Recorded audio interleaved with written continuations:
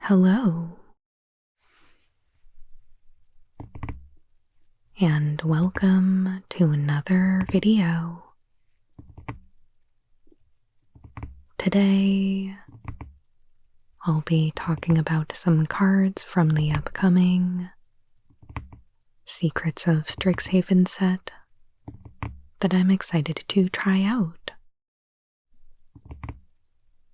This video is dropping the morning that pre-release starts, so I haven't played with any of these yet. It's just my speculation. But yeah, I'll go through the ones that I am most interested in playing and tell you what I think of them. Of course, I would love to hear which cards you're most interested in from this set as well. So make sure you leave a comment and let me know. For this, I'll just be looking at the rares and mythics from the main set to keep it concise. So I won't be talking about cards from the commander decks or bonus sheet for now.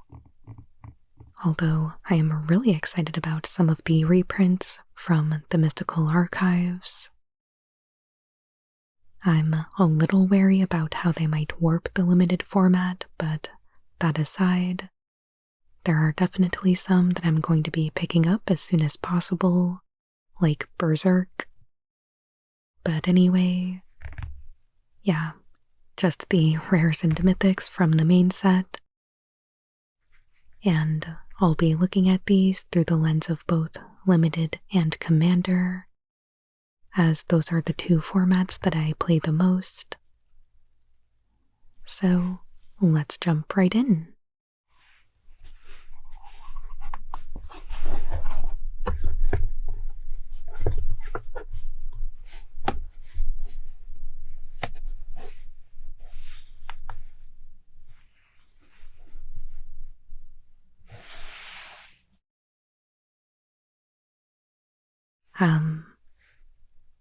I think what I would be looking forward to opening most immediately would be anything from the Cycle of Elder Dragons. I think all of those look awesome. Witherbloom looks especially strong with affinity for creatures, plus giving affinity to all of your instants and sorceries as well.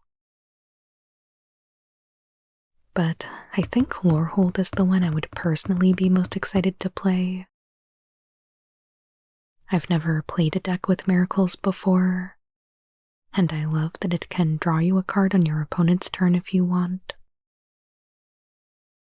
On top of that, it's a 5-mana, 5/5 flying haste creature, which on its own is really good. So yeah, I'd be pumped to cast any of these. And I think Quandrix would be really fun to build around as a commander. There's probably a ton of messed up stuff you can do there with all of that cascade, so let me know if that's something that you try for. We also have the Emeritus cycle, which I'd of course be really happy to open in a pack. I think there's a lot of hype around these cards because their prepared spells give us access to some really busted stuff. I mean, I feel like I don't even have to mention Ancestral Recall. We also get Swords to Plowshares, Demonic Tutor, Lightning Bolt, and Regrowth. So, really powerful stuff. And I generally like the creatures that they're built onto as well.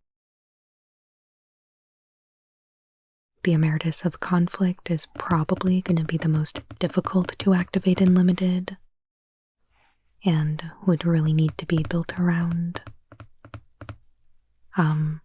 the Emeritus of Truce is kind of situation dependent, but the others enter prepared, so you get at least one hit of their spell, which is nice. The Paradigm spells also look really interesting. They're a bit expensive, but if you can pull it off, they look really powerful. I really like Echo Casting Symposium.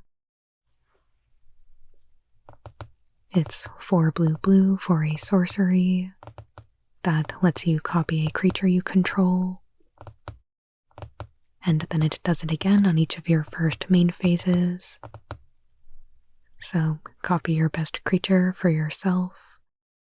Or I suppose there could be cases where you might want to have your opponent copy one of your creatures. It would be a little weird to do that, but getting a free creature every turn is great. I'm sure there's plenty you can do with this in Commander, especially if you have things that care about creatures entering or having a steady stream of stuff you can sacrifice, stuff like that. We've also got Decorum Dissertation. This is basically a double Phyrexian Arena. It is 3 black for a sorcery. Target player draws 2 cards and loses 2 life with Paradigm.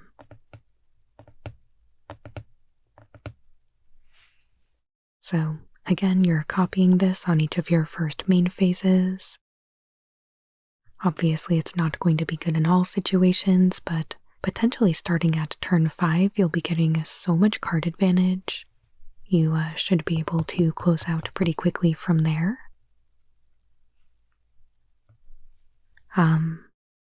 Grave Researcher looks great to me as well. It is 2 and a black for a 3/3 Troll Warlock. At the beginning of your upkeep, surveil 1. Then if there are 3 or more cards in your graveyard, this creature becomes prepared. And its prepared spell is straight up Reanimate. I love this. It enables its own prepared ability and can put a reanimation target into your graveyard, in addition to smoothing out your draws with Surveil. So yeah, I think this is awesome.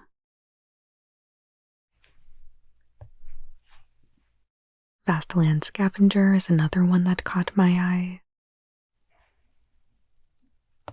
It is 1 green for a 4/4 Bear Druid with Death Touch, which is already a good deal. It enters prepared, and its spell is Bind to Life. It is 4 and a green for an instant that mills 7 cards, then puts a creature card from among them onto the battlefield. So, another reanimation spell. I love reanimating. I love cheating things into play.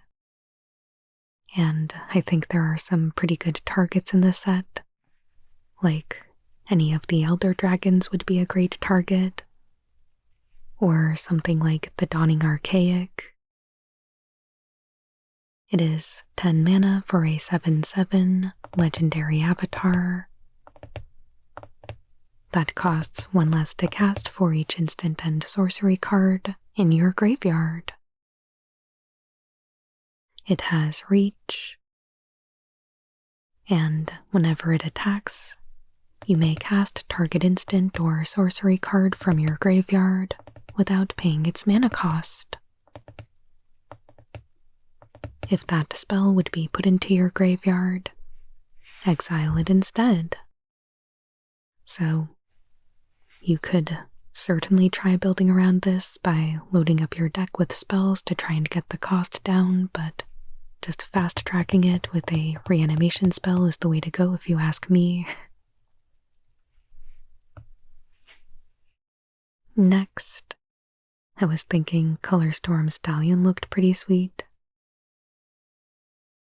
It is 1 blue-red for a 3/3 elemental horse with Ward 1,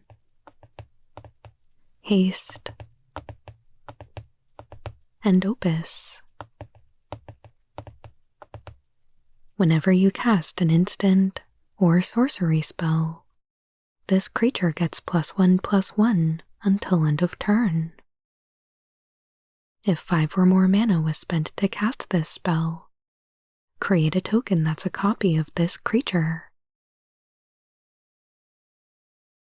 So if you've got multiple spells that cost 5 or more, this thing can certainly get out of hand, since every copy is also going to copy itself.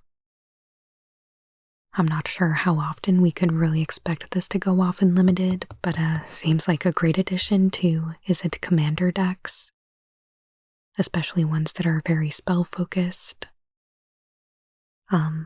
Maybe we could kickstart copying this guy with Applied Geometry. Unfortunately, this spell only costs 4 at 2 green-blue for a sorcery, but it creates a token that's a copy of target non-aura permanent you control, except it's a 0/0 fractal creature in addition to its other types. Put 6 +1/+1 counters on it. So that's adding 6 power to the board for just 4 mana, and could potentially ramp you, I guess, if you copy a land. Of course, it'll have all the vulnerabilities that come along with being a token, but yeah, this seems really versatile, and I like it. And that is all I have for today.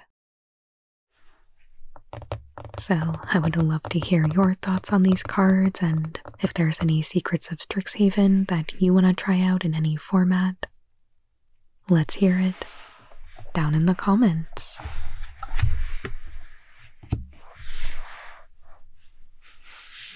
I'd also love to know if you'll be heading out to a pre-release this weekend, and if so, which college are you hoping to get?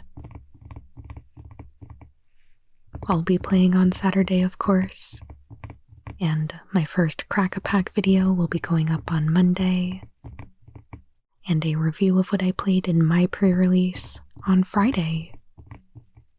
So hope to see you there. And as always, if you enjoyed this video, please make sure you hit that like button, and please consider subscribing if you haven't already. I put out new Magic the Gathering ASMR videos every Monday and Friday. I truly appreciate all of your support, and I hope you have a wonderful day.